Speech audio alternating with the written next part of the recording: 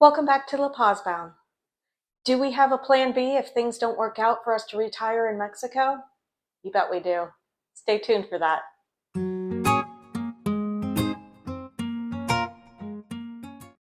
So I'd rather not get into the nitty-gritty of politics on this channel. That's not really what my channel is about. It's not really the purpose of it.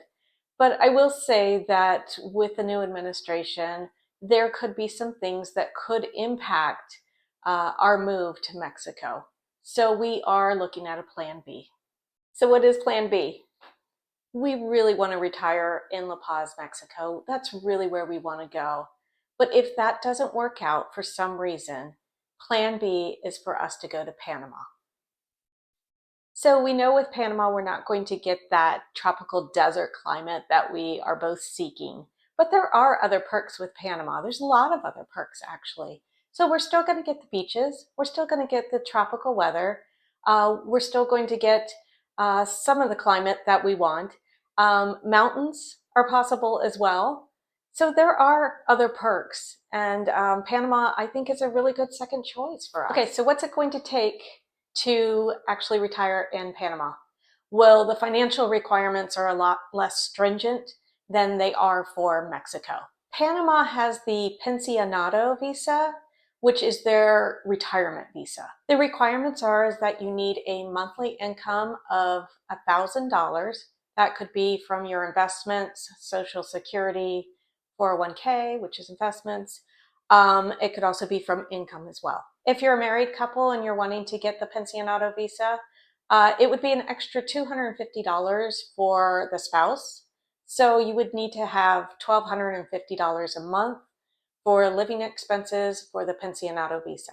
Having to prove $1,000 or $1,250 as a married couple, definitely a lot less stringent than having to show a Mexican consulate 12 months of statements for our savings account that proves that we have had at least $70,000 plus in our accounts for those 12 months. We're fine. We can meet that requirement, no problem. But again, it's just a lot easier for Panama to just show the $1,000 or the $1,250 that's coming in from, say, like Social Security. So you wouldn't even have to show the investment accounts. We could just show my husband's Social Security, and we could show my 401k if we needed to. So a lot less stringent. And there's some other perks with the Pensionado Visa as well. So you get a one-time exemption for importing your goods into Panama, including your car as well. There are some healthcare perks, like some discounts, entertainment discounts, discounts on utilities. So there are some perks, and it's definitely a lower cost of living situation that we are seeking. So we'll still have that as well. Getting our goods, our household goods into Panama, that's probably going to require being put into a shipping container and then coming through the Panama Canal. We can remain in Panama indefinitely, actually. We just need to visit once per year, once we have that Pensionado Visa, once per year, and then only for one day. So we don't really need to remain in the country. Same with Mexico. Once you get your temporary, you don't really need to remain in the country. And that's why a lot of people do this process years in advance. It's why we're doing it a year and a half in advance. So we don't really need to remain in the country. So that's an added plus too. What about the babies? That's our 5 fur babies. So what about getting our pets into Panama? So that's going to be a little bit harder, a little more hectic than we think will be with Mexico. So we're going to have to fly.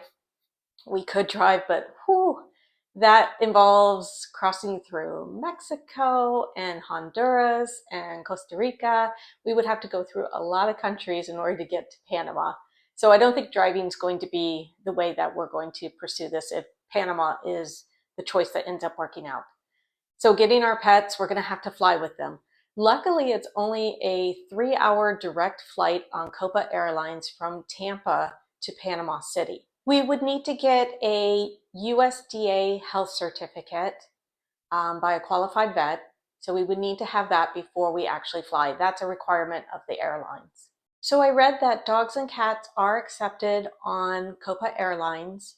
The weight limit is 22 pounds. So my pug would have to lose 1 or 2 pounds in order to meet that requirement. I am a little concerned about his breed because he is a snub nose. So I'm a little bit concerned about that, but when we got him, he actually flew in from another state. So I think it's going to be okay with the pug. And according to the airline, only 3 animals are allowed per flight. So not just our 3 total animals are allowed per flight in the cabin. So that's going to be challenging, and we're probably going to have to take a few trips in order to get all of them over.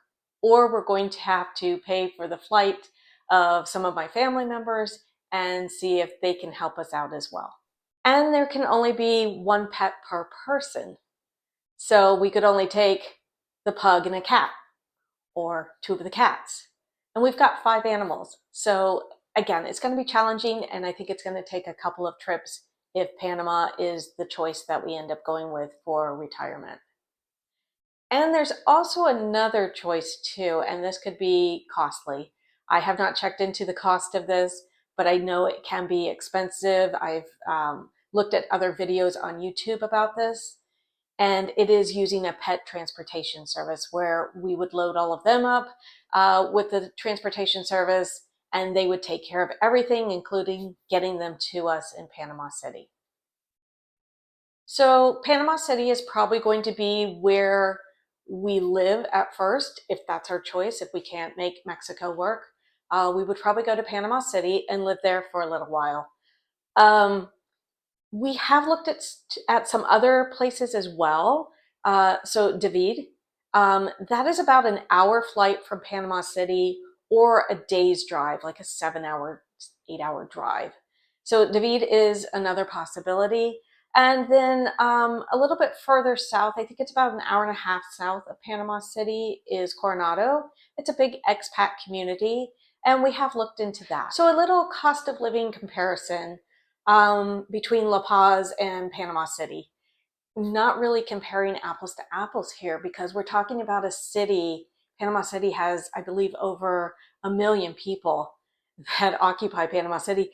And then La Paz is 250 to 300,000 people. So population wise, we're not really talking apples to apples here. So if we're looking at rent prices, this is gonna vary widely.